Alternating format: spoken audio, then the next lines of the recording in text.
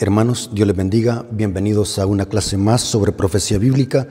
Bienvenidos al canal Apología Adventista para que todos juntos podamos crecer en conocimiento para la honra y gloria de nuestro Dios.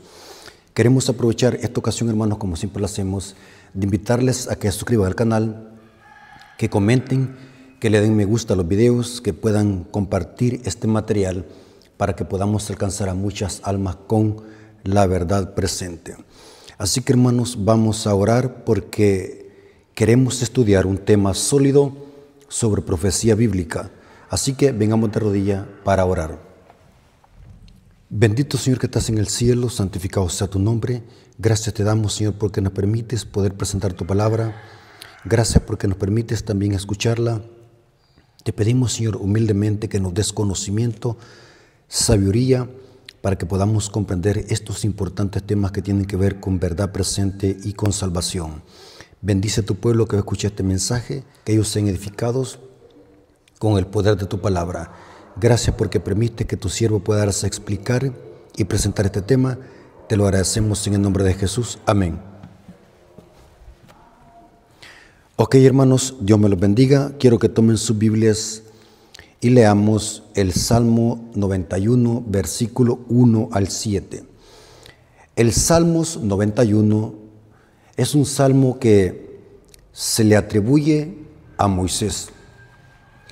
¿Por qué razón, hermanos, se le atribuye a Moisés? Porque las características y la estructura de este salmos, todo indica que son referencias que conocía perfectamente Moisés. Noten cómo dice el Salmos 91, versículo 1 al 7. En esta clase de profecía vamos a armonizar el Salmo 91, la promesa que encontramos en el Salmo 91, y lo vamos a conectar con la experiencia que van a pasar los 144,000 en el tiempo de angustia de Jacob. Salmos 91, versículo 1 al 7 dice así: El que habita al abrigo del Altísimo morará bajo la sombra del Omnipotente. Diré yo a Jehová, esperanza mía y castillo mío, mi Dios en quien confiaré. Él te librará del lazo del cazador. Noten que este es un salmo que contiene una promesa para el pueblo de Dios. Y esta promesa promete libertar al pueblo de Dios del lazo del cazador, de la peste destructora. Con sus plumas te cubrirá y debajo de sus alas estarás seguro. Y dice, escudo y adarga es su verdad. No temerás el terror nocturno, ni saeta que vuela de día, ni pestilencia que ande en oscuridad, ni mortandad que en medio del día destruya. Caerán a tu lado 1,000 y 10,000 a tu diestra, mas a ti no te pasará nada. Hermanos, este salmo es una promesa de protección y de liberación. Vamos a ver de que este salmo contiene una profecía apocalíptica que se conecta perfectamente con los 144,000. Y noten cómo dice los versículos 10 y 12 del Salmo 91. Salmo 91, versículos 10 y 12 dice: No te sobrevendrá mal, ni plaga tocará tu morada. Por eso, hermanos, se deduce de que este salmo fue escrito por Moisés, porque se hace referencia a la misma experiencia que pasó Israel en Egipto, cuando Dios mandó las plagas y protegió a los israelitas de la plaga de la muerte de los primogénitos. Dice la Biblia que fueron protegidos por la sangre del Cordero. Esto pasó en Éxodo capítulo 12. Y noten cómo dice: ni plaga tocará tu morada, pues a sus ángeles mandará cerca de ti, que te guarden en todos tus caminos. En las manos te llevarán, para que tu pie no tropiece en piedra.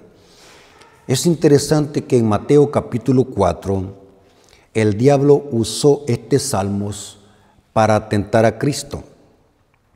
Recuerden que el diablo le dijo a Cristo: si eres el Hijo de Dios, tírate abajo, porque escrito está. Y el diablo estaba citando Salmos capítulo 9, versículos 10 al 12. Y quiero decirles, hermanos, lo siguiente: de que este salmo, hermanos, es un salmo no para los que buscan el peligro, sino para los que están pasando por una tribulación, por una persecución. Es un salmo de liberación. Si Cristo hubiese hecho caso a Satanás en tirarse desde el penáculo del templo hacia abajo, Cristo hubiese estado demostrando que Él no habitaba al abrigo del Altísimo. O sea que este Salmos es una promesa no para los que buscan el peligro, sino para los que están pasando por el peligro. Son para los que son libertados cuando son perseguidos, cuando son atribulados. Aquí dice que Dios mandará a los ángeles para que guarden en todos sus caminos. Hermanos, este salmo se va a cumplir cuando los hijos de Dios sean protegidos de las 7 plagas postreras. La Biblia dice que sobre este mundo van a caer o van a ser derramadas 7 plagas postreras. En las plagas se consuma la ira de Dios. Según Apocalipsis, las 7 plagas van a caer sobre los que adoran a la bestia y su imagen y reciben su marca en la frente o en la mano derecha.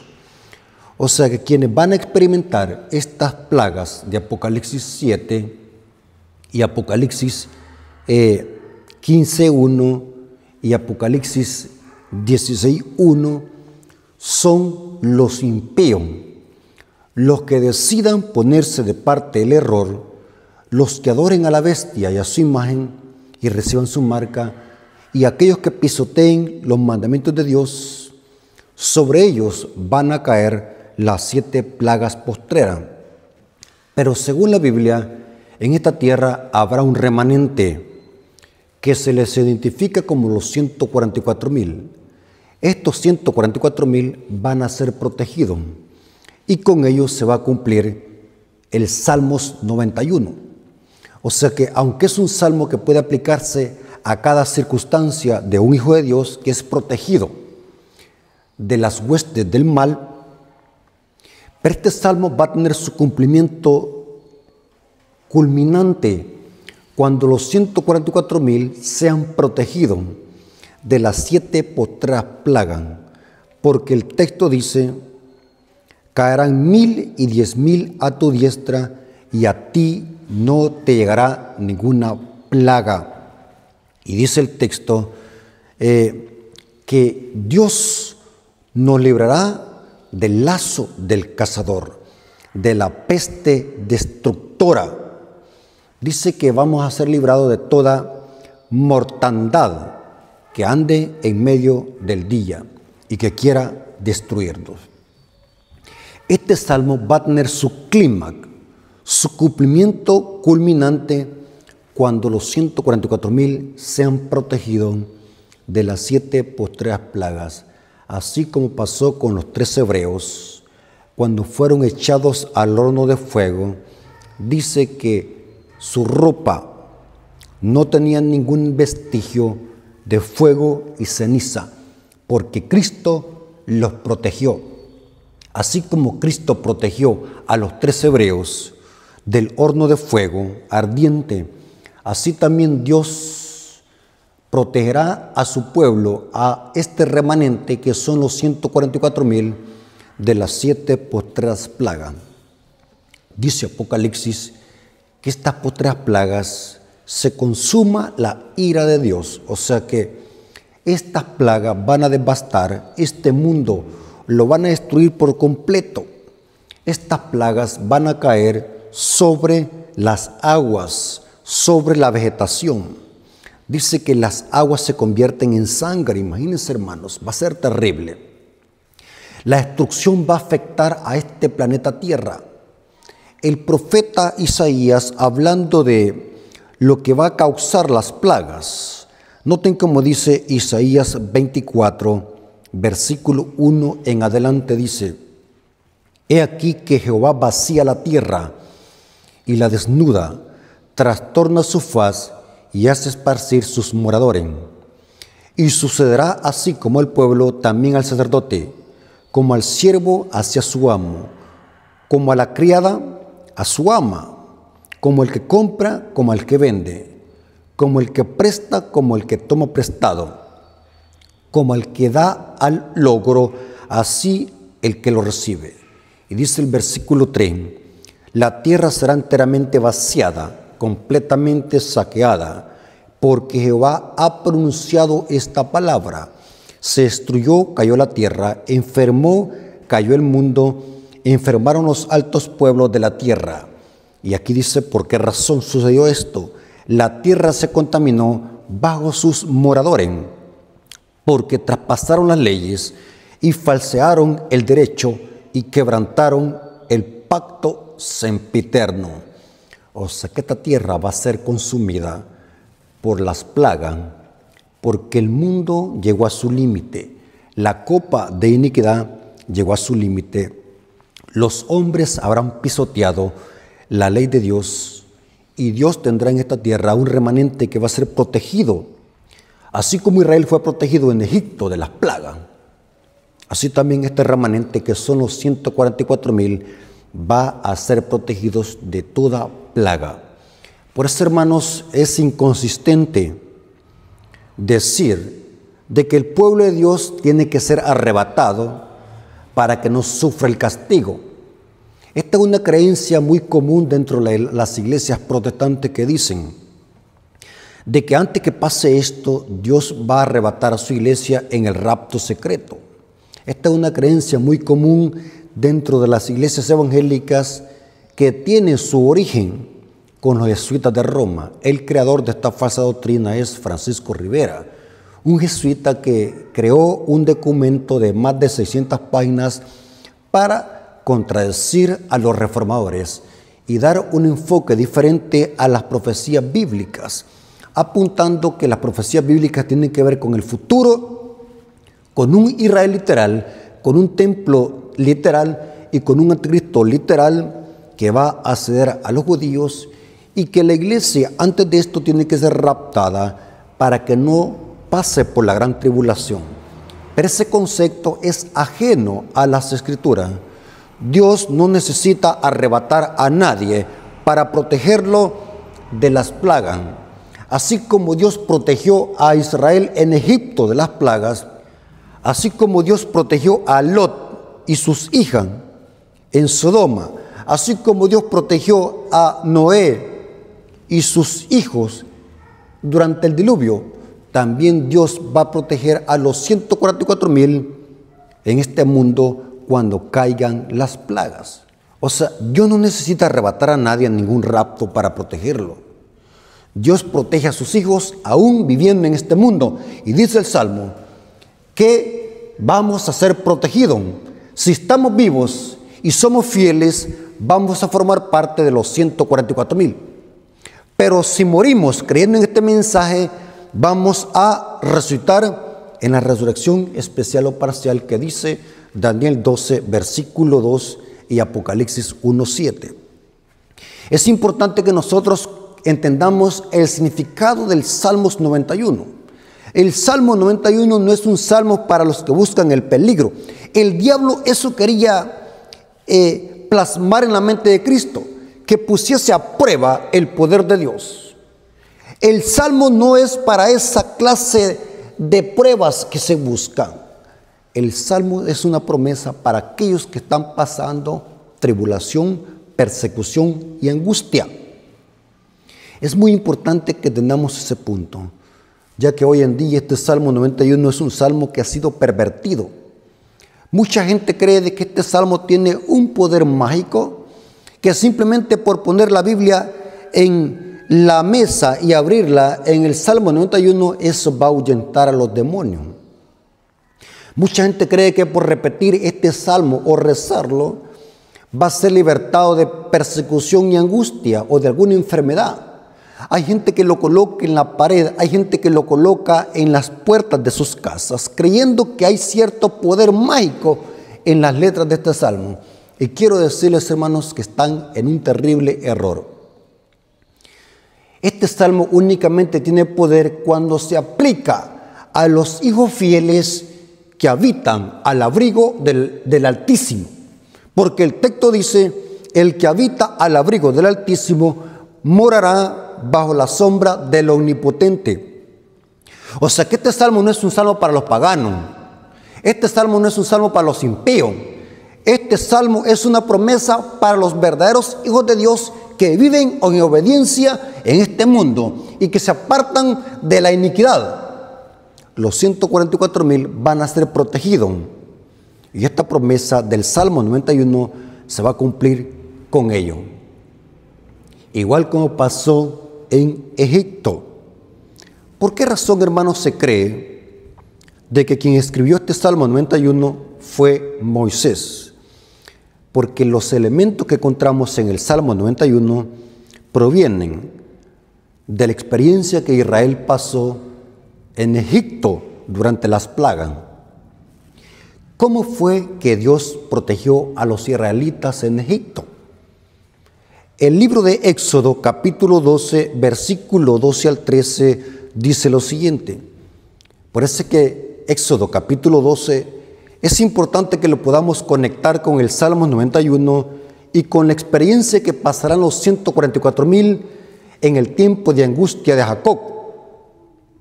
Noten cómo dice Éxodo capítulo 12, versículo 12 al 13, dice, esta es la promesa que Dios les da a los israelitas en Egipto. Pues yo pasaré aquella noche por la tierra de Egipto y heriré a todo primogénito de la tierra de Egipto, así de los hombres como de las bestias. Ejecutaré mis juicios en todos los dioses de Egipto. Yo Jehová, o sea, lo que está diciendo aquí Dios, yo lo haré. Y la sangre os será por señal en las casas donde vosotros estéis. Esto se refería a que Dios había dicho a los israelitas que para que fuesen protegidos de la peste, de la muerte de los primogénitos, que pusiesen en los dinteles de las ventanas y de las puertas sangre del cordero, y que esa misma noche celebrasen la Pascua, porque lo que iba a proteger a los israelitas en Egipto era la sangre del cordero, que en profecía y en escatología bíblica representa eso en el plan de salvación, la justificación por la fe. Y noten cómo dice, yo Jehová, y la sangre os será por señal en las casas donde vosotros estéis, y veré la sangre y pasaré de vosotros. Por eso que Pascua significa pasar por alto. En el idioma hebreo esa palabra Pascua o pajé significa pasar por alto. Y noten cómo dice, y veré la sangre y pasaré de vosotros. ¿Cuál sangre? La sangre del cordero. Lean todo el capítulo 12. Y dice, y no habrá en vosotros plaga de mortandad cuando hiera la tierra de Egipto. Noten que los israelitas iban a ser protegidos de la plaga o de las plagas todas gracias a la sangre del cordero. Esta es una profecía, hermanos, compacta. Esto lo corrobora el comentario bíblico adventista comentando sobre la aplicación profética del Salmo 91. El Salmo 91 es una profecía, es una promesa convertida en profecía.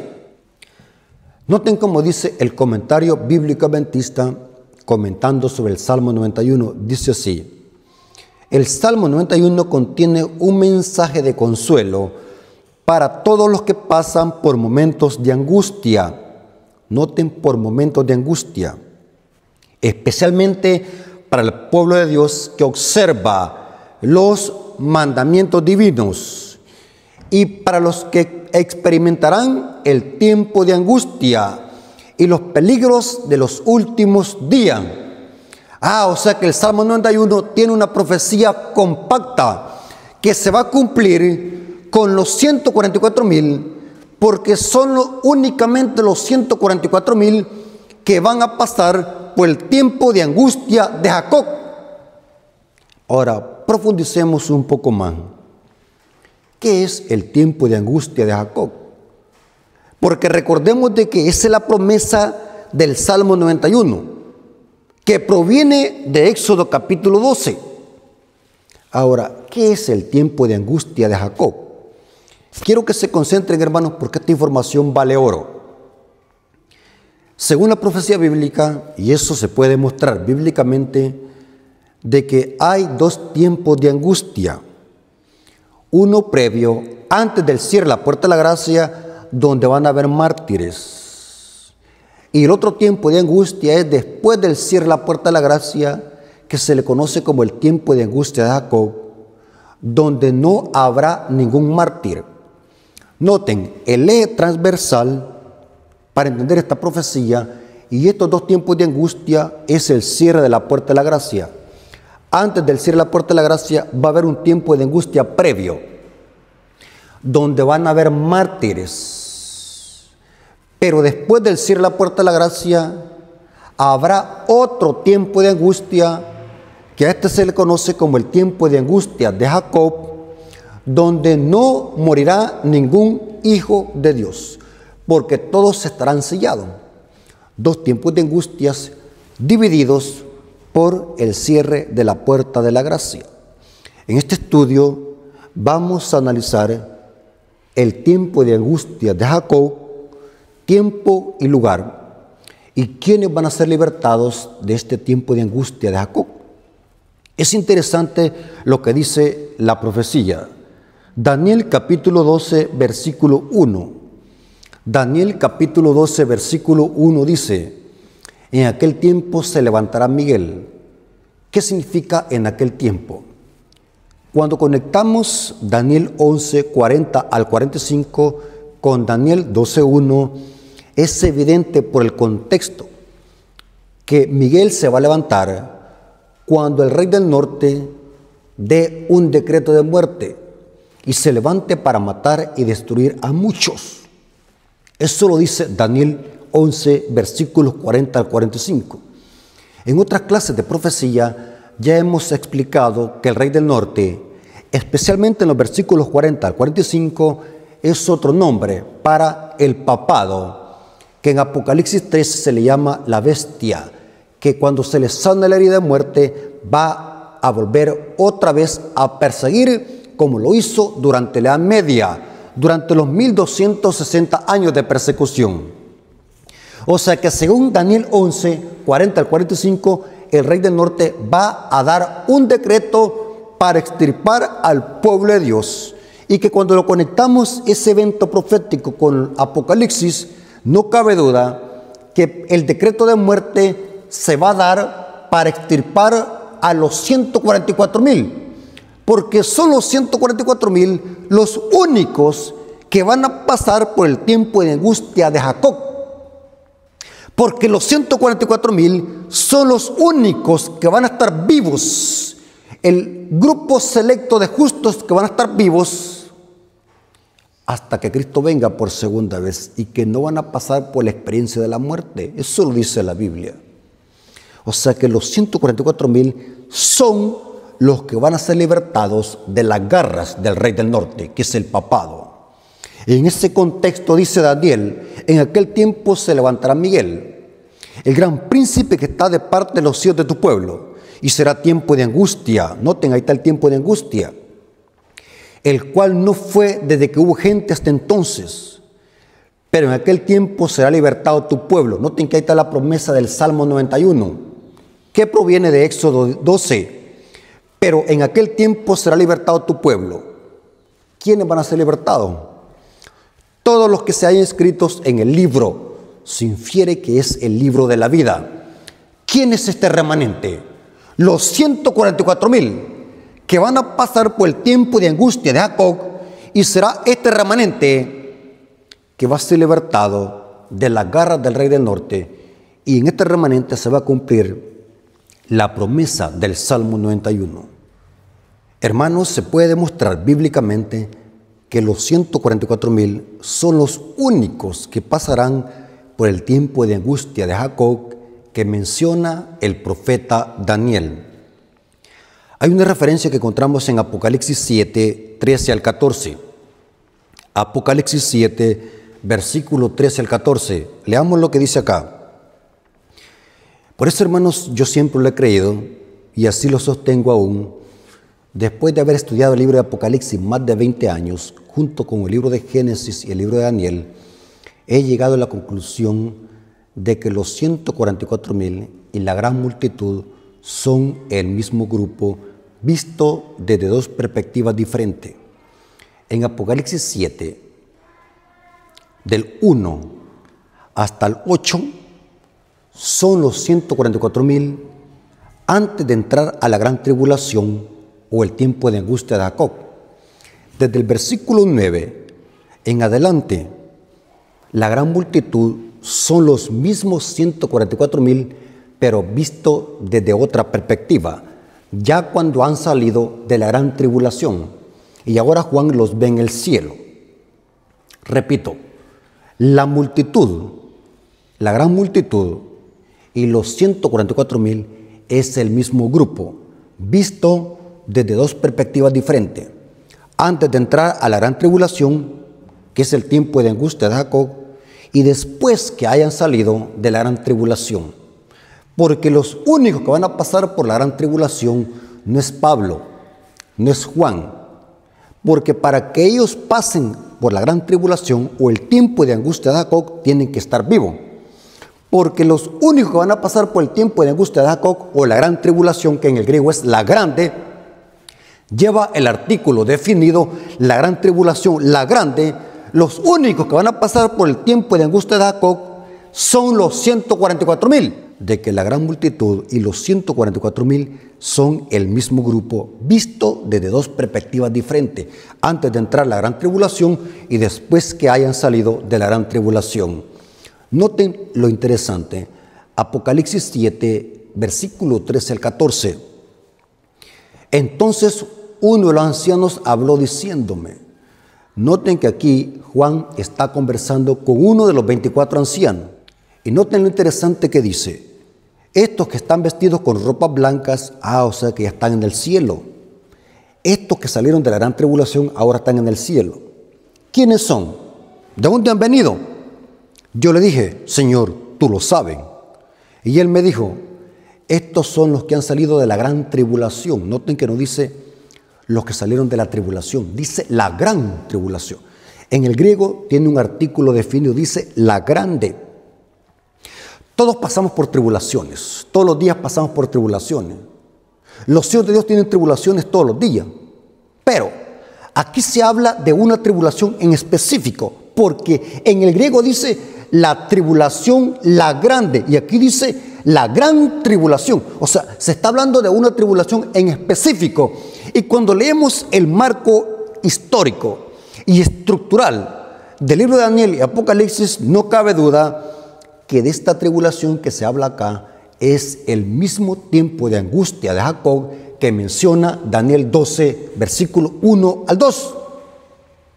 Y él me dijo, estos son los que han salido de la gran tribulación y han lavado sus ropas y las han emblanquecido en la sangre del Cordero. Noten que esta es una referencia a Éxodo 12, porque este remanente fue protegido por la sangre del Cordero.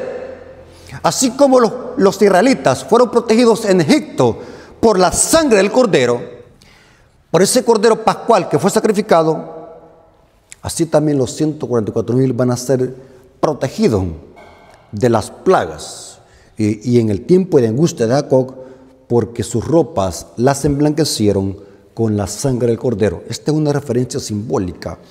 Estar emblanquecidos y lavar la ropa significa estar vestidos con la justicia de Cristo.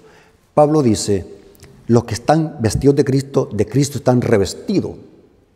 Se refiere a la justicia inmaculada de Cristo, que es imputada al pecador cuando se arrepiente.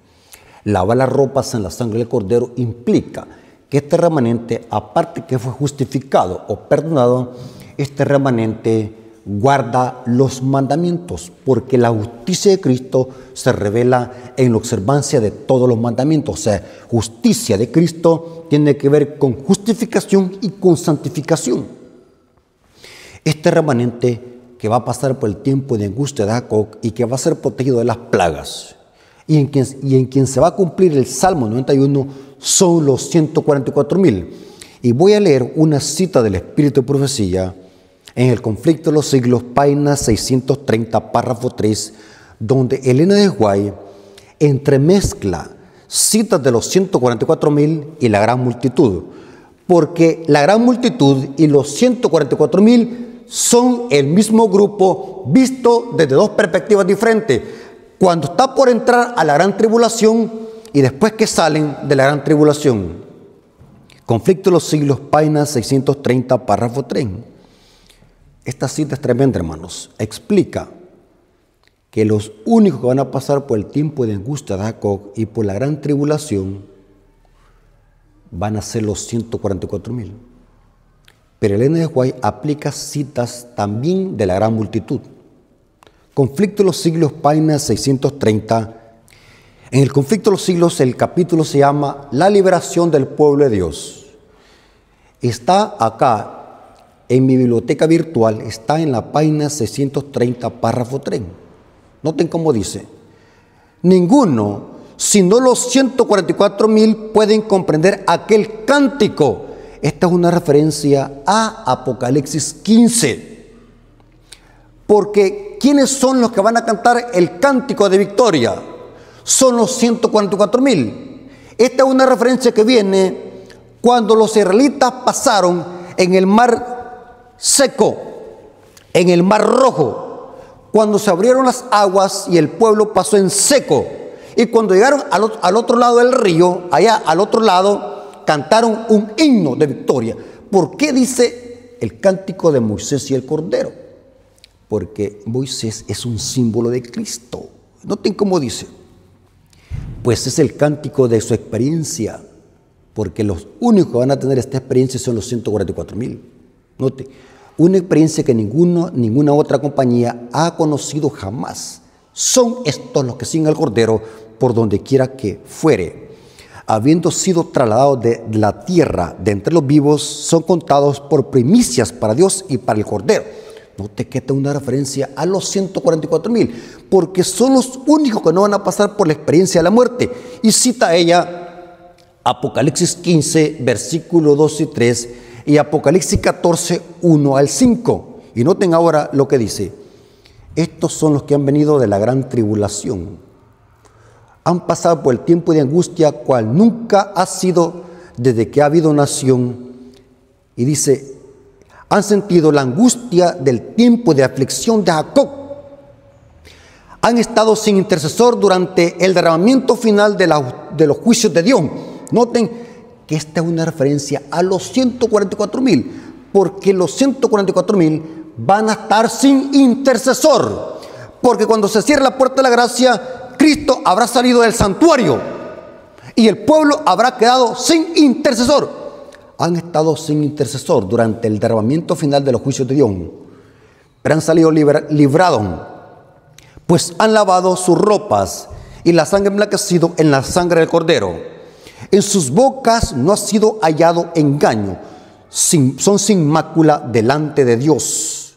Y ahora noten cómo dice, después de decir, y están sin mácula delante de Dios, por esto están delante del trono de Dios y les sirven día y noche en su templo. Apocalipsis 7, 14 al 15. Noten que esta es una referencia a la gran multitud. Pero Elena de White se lo está aplicando a los 144,000. Hermanos, ¿se están comprendiendo el tema? Quiero que se concentren, hermanos. Elena de White en esta cita está hablando de los 144,000. Pero cuando habla de los 144,000 está dando una referencia de la gran multitud. Apocalipsis 7, 14 al 15. ¿Qué significa eso? Que los 144,000 y la gran multitud es el mismo grupo, visto desde dos perspectivas diferentes. Y noten cómo dice: han visto la tierra asolada, con hambre y pestilencia. El sol que tenía el poder de quemar a los hombres con un intenso calor, noten que se describe la plaga. Y ellos mismos han soportado padecimientos, hambre y sed, pero no tendrán más hambre ni sed, ni el sol no caerá sobre ellos, ni ningún calor, porque el Cordero que está en medio del trono los pastoreará y los guiará por fuentes de agua viva, y Dios limpiará toda lágrima de los ojos de ellos. Y cita otra vez Apocalipsis 7, versículo 14 al 17. Otra vez la referencia a la gran multitud, pero aquí ella está hablando de los 144,000.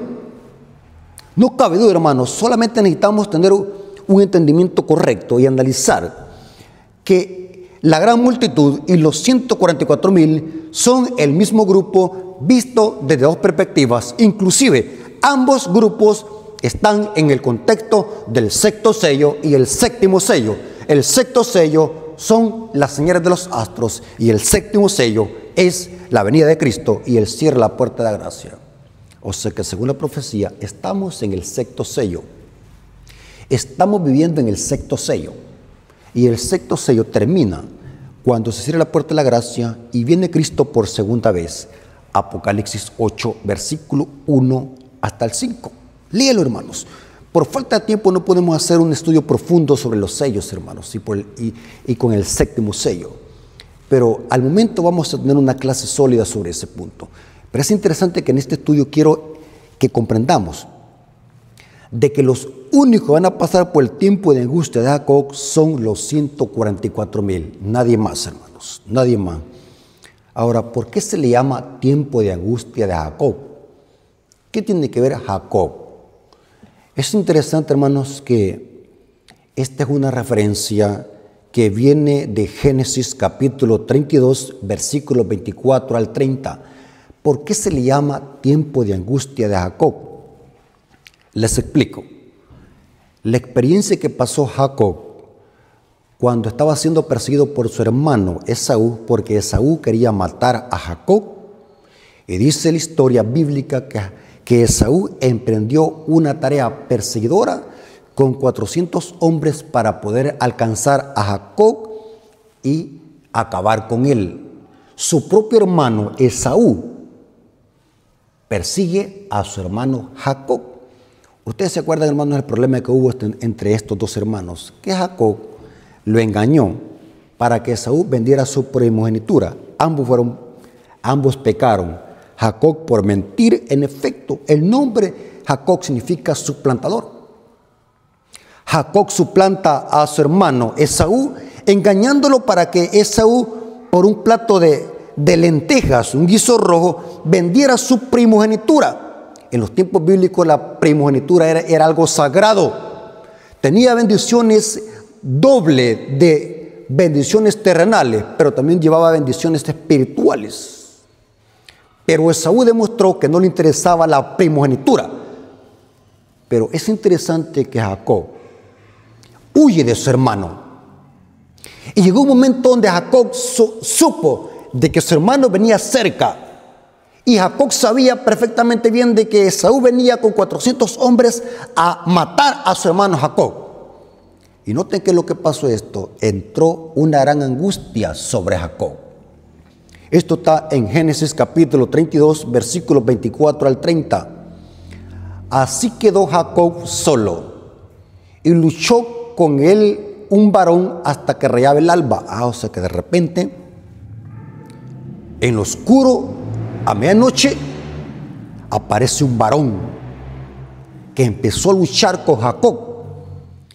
Y dice el texto, y cuando el varón vio que no podía con él, o sea, con Jacob, tocó en el sitio del encaje de su muslo, que se descoyuntó el muslo de Jacob mientras que con él luchaba. O sea, hubo una lucha agresiva. Y dijo, déjame, porque ya raya el alba. Y Jacob respondió, no te haré si no me bendices. O sea que Jacob quería estar seguro de que Dios lo había perdonado por su pecado. O sea que Jacob estaba en esta noche, en en esta lucha, estaba demostrando su arrepentimiento y quería estar seguro si Dios lo había perdonado. Y dice, no te daré si no me bendices. Algunos creen de que esta fue una lucha literal. Otros creen de que esto fue un antropomorfismo. Con un ángel de Dios nadie puede luchar. Inclusive este ángel de Dios se cree que es una teofanía.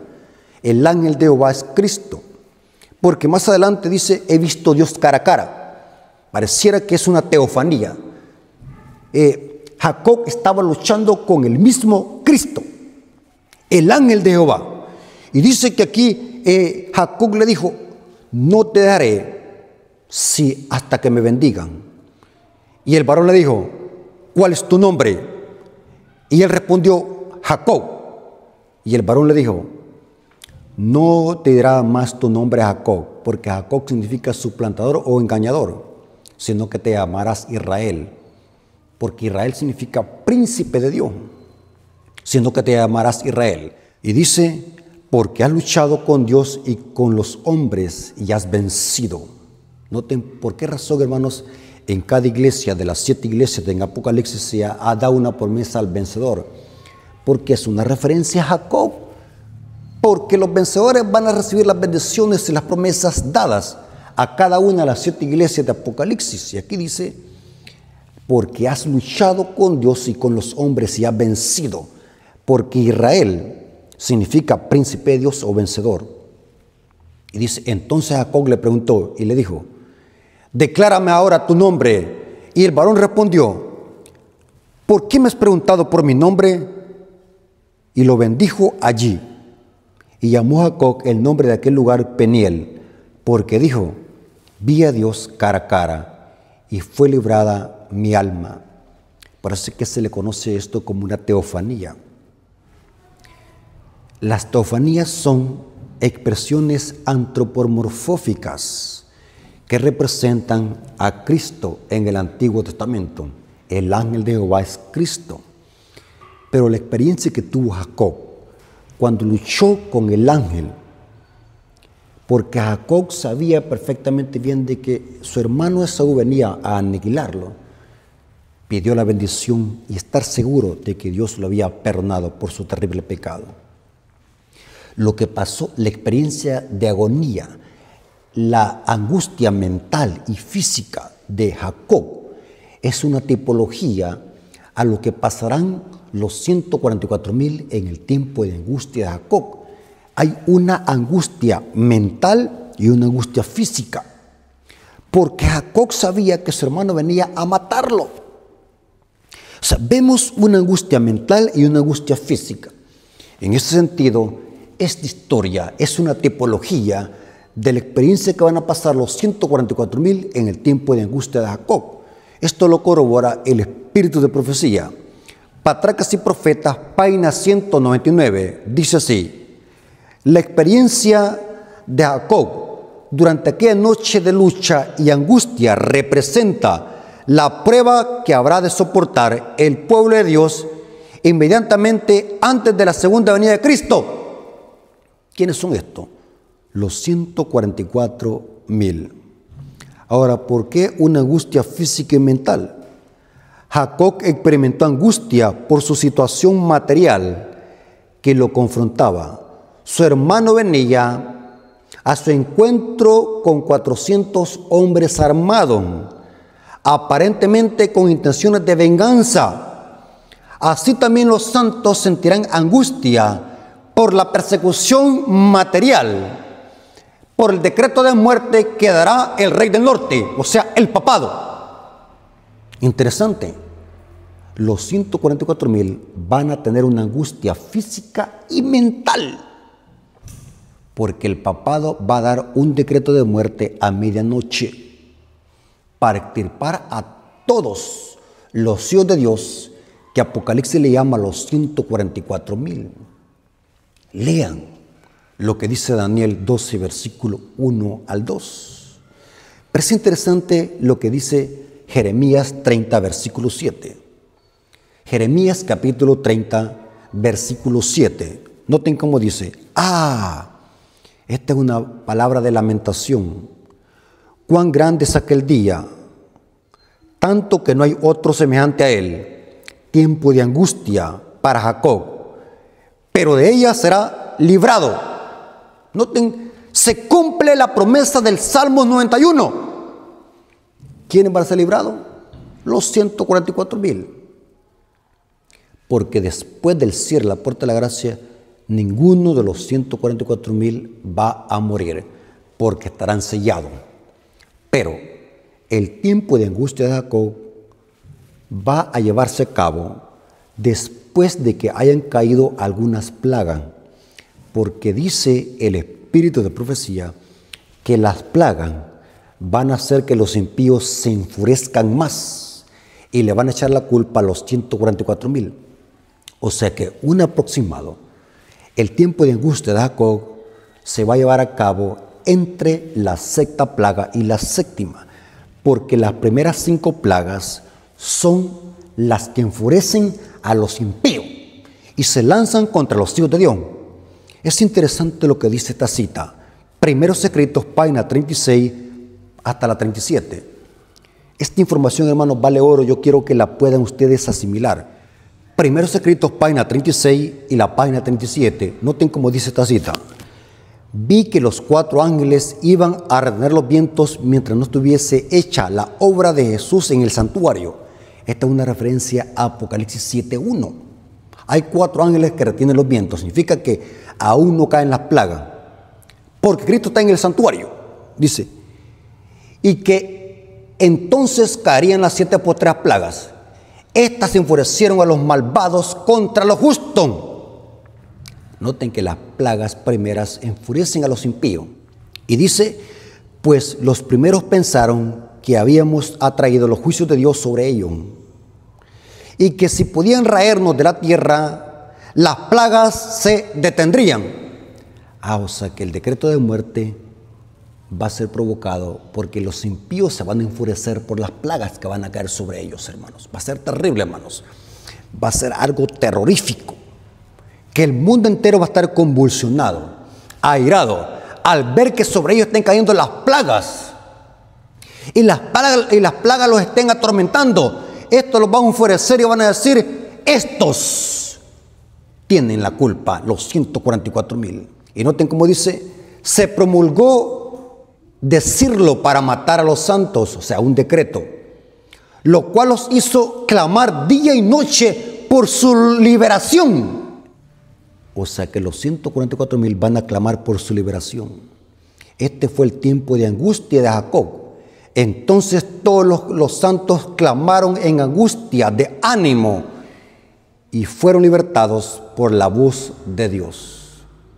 ¿Se dan cuenta, hermanos? Por eso es que se ubica que el tiempo de angustia de Jacob es entre la sexta y séptima plaga. Ahora, ¿qué podemos nosotros aprender de esto?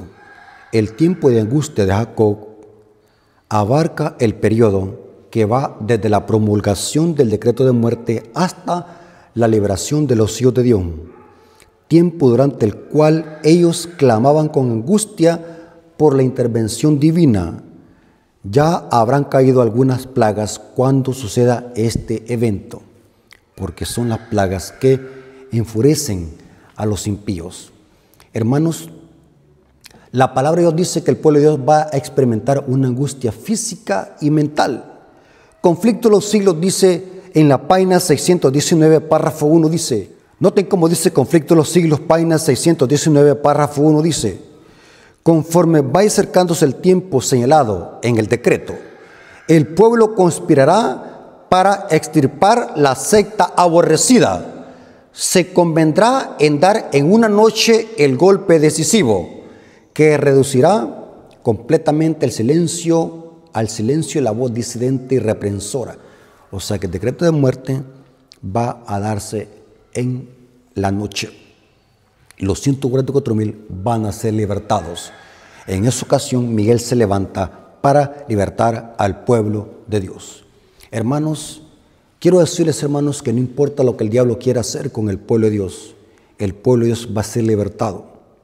Lastimosamente, antes del cierre de la puerta de la gracia, van a haber muchos mártires en este tiempo de angustia previo a la segunda venida de Cristo. Dios permitirá que muchos hijos de Dios mueran, porque ese va a ser un testimonio para que miles se conviertan y salgan de Babilonia y formen parte de los obreros de la hora undécima. Dios permitirá que muchos hijos de Dios mueran por causa del testimonio de Jesús. Pero es interesante que habrán muchos que, como no van a soportar este tiempo de angustia previo y que tampoco van a soportar el tiempo de angustia de Jacob, Dios los va a llamar al descanso antes de este tiempo.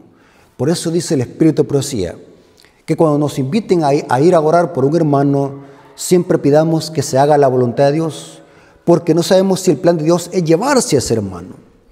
Porque muchos no van a soportar, inclusive muchos bebés van a ser llamados al descanso. Y dice el Espíritu de Profecía que sus madres verán a sus hijos en la tierra nueva, porque muchos niños van a ser llamados al descanso antes del tiempo de angustia.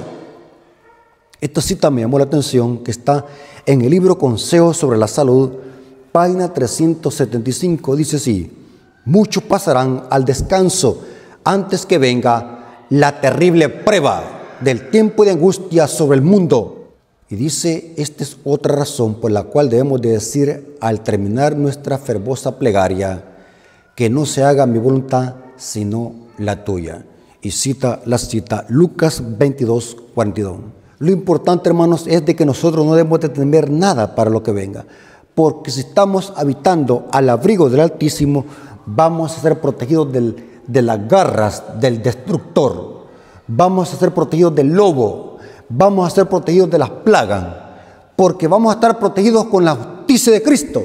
Hermanos, Dios nos bendiga y Dios tenga misericordia de nosotros, para que podamos serle fiel, no solamente en tiempo de paz, sino en tiempo de prueba. Nos acercamos a la última persecución que el diablo va a hacer con el remanente. Pero no importa lo que el diablo haga con el remanente va a salir protegido, va a salir libertado. Así como Israel fue libertado en Egipto de las plagas, este remanente va a ser libertado, porque Dios protegerá a sus hijos con sus santos ángeles. La profecía dice del Salmos que caerán 1000 y 10.000 a tu diestra y a ti no te pasará nada. Así que Dios nos bendiga, hermanos, esperando que estas promesas se cumplan en nuestras vidas. Vamos a orar para alegrarse a Dios por este interesante estudio de profecía. Vengamos de rodillas. Señor bendito que estás en el cielo, santificado sea tu nombre. Gracias te damos por este estudio de profecía bíblica. Nos hemos dado cuenta que si habitamos al abrigo del Altísimo, vamos a ser protegidos del lazo del cazador y de la peste destructora. Bendice a tu pueblo. Ayúdalo, Señor, a serte fiel, no solamente en tiempo de paz, sino en tiempo de guerra y vicisitud. Gracias por este tema, Señor. Gracias por este tema que es un aliento para nuestra vida. Gracias, Señor, por estas profecías que son una paz para nuestros corazones. Bendice a las personas que van a escuchar este mensaje y a tu pueblo. Y gracias por este estudio. Te lo agradecemos en el nombre de Jesús. Amén. Mis hermanos, Dios les bendiga.